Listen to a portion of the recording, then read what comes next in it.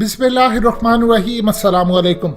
तुर्की ने पाकिस्तान के लिए तीसरी नेवल शिप बनानी शुरू कर दी। उसकी कंस्ट्रक्शन का आगाज हो चुका है। पहले भी वो बनाकर हमें दे चुके हैं, लेकिन अब जो बनाने जा रहे हैं ये असल में खालिसतन इंडिया के लिए इस्तेमाल होगी। और जो इंडिया इस वक्त पूरी तरह पाकिस्तान के लिए और चाइना के लिए थ्रेट बना हुआ है, जिस लिहाज से वो लेटेस्ट इक्विपमेंट्स इसराइल अमेरिका से ले रहा है, तुर्की अब उसको मद्देनजर रखते हुए पाकिस्तान के लिए जबरदस्त थर्ड नेवल शिप बनाने जा रही है। इसकी इतनी जबरदस्त सेरेमनी हुई कि इंडिया की चीखें निकल गई हैं। लेकिन सही मायनों में आज इंडिया ने, आप अंदाजा कर लीजिए, तैयब उर्दगान को क्या क्या अल्फाज कह रहे हैं, जिसका आपको क्लिप सुनवाने जा रहे हैं। रावण, शैतान, दुश्मन, इस्लाम के नाम पर कट्टरबंदी करने वाला, यानी ये अल्फाज अब इंडिया अदा करना शुरू हो गया तैयब उर्दगान के लिए।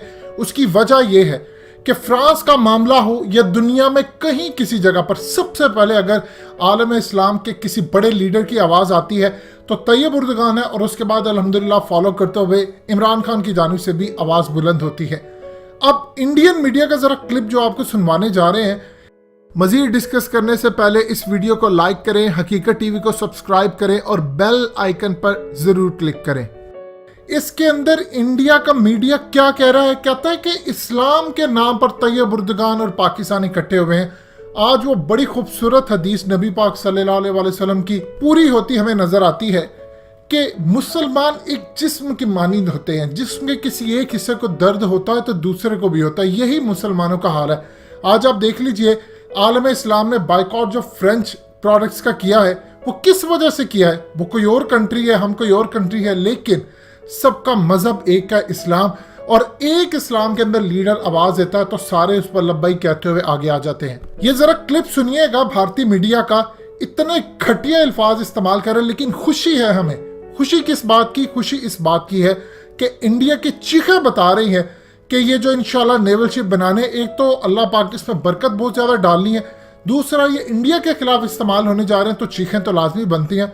ये जरा सुनिए उनका क्लिप, फिर आपको बताते हैं कि चाइना पीछे से क्या शिकंजा टाइट करने जा रहा है इंडिया का थ्रू श्रीलंका और दूसरी चीजों के। ये सबसे पहले क्लिप सुनिएगा।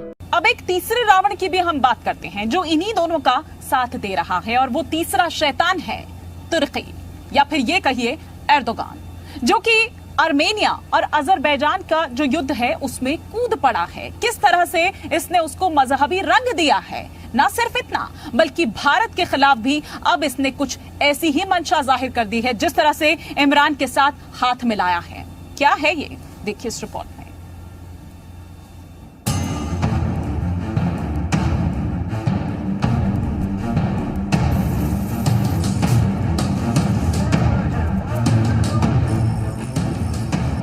दो शैतानों ने मिलाया हाथ, समंदर में बिछाई जंगी बिसात। इमरान के भाईजान, कट्टर तुर्की के सुल्तान। तुर्की और पाकिस्तान के नापाक मंसूबे अब पूरी तरह जाहिर होते जा रहे हैं। भारत से जंग के लिए पाकिस्तानी नौसेना अपनी सामरिक और युद्धक ताकत को बढ़ाने की तैयारी कर रही है। तुर्की की सरकारी कंपनी पाकिस्तानी नौसेना के लिए कराची में मैग्नम क्लास की कॉर्वेट को बना रही है। इस जहाज के ढांचे को पानी में डालने की सेरेमनी में चीफ गेस्ट के तौर पर तुर्की के रक्षा मंत्री हुलूसी अकार भी शामिल हुए। तुर्की ने मध्यम श्रेणी के मैग्नम क्लास की कॉर्वेट का निर्माण शुरू में अपनी नौसेना के लिए किया था। बाद में पाकिस्तान के साथ हुई डील में इसे कराची में बनाया जा रहा है। मैग्नम क्लास की परियोजना के जरिए बहुउद्देशीय कॉर्वेट और फ्रिगेट बनाए जा रही हैं। ये युद्धपोत टोही, surveillance, early warning, anti submarine warfare जैसे मिशन को अंजाम दे सकती है। इसमें सतह से सतह और सतह से हवा में मार करने वाली मिसाइलें भी तैनात होती हैं। इस परियोजना के तहत तुर्की पाकिस्तान की नौसेना के लिए 4 जिन्ना श्रेणी की फ्रिगेट भी बना रहा है। पाकिस्तान लगातार अपनी नौसेना की ताकत बढ़ाने में जुटा है। फोर्ब्स की रिपोर्ट के मुताबिक पाकिस्तानी नौसेना अपनी ताकत को बढ़ाने के लिए चीनी डिजाइन पर आधारित टाइप 039B युवान क्लास की पनडुब्बी खरीद रही है। डीजल इलेक्ट्रिक चीन की ये पनडुब्बी पाकिस्तान की नौसैनिक ताकत में इजाफा करने में सक्षम है, जिसमें एंटी शिप क्रूज मिसाइल लगी होती हैं। ये पनडुब्बी एयर इंडिपेंडेंट प्रपल्शन सिस्टम के कारण कम आवाज पैदा करती है। जिससे इसे पानी के नीचे पता लगाना बहुत मुश्किल होता है। परमाणु हमला करने में सक्षम हैं ऑगस्टा क्लास की पनडुब्बियां। जाहिर है पाकिस्तान, तुर्की और चीन जैसे देशों की मदद से सैन्य मजबूती बढ़ा रहा है, लेकिन भारत इस मामले में उससे काफी शक्तिशाली है।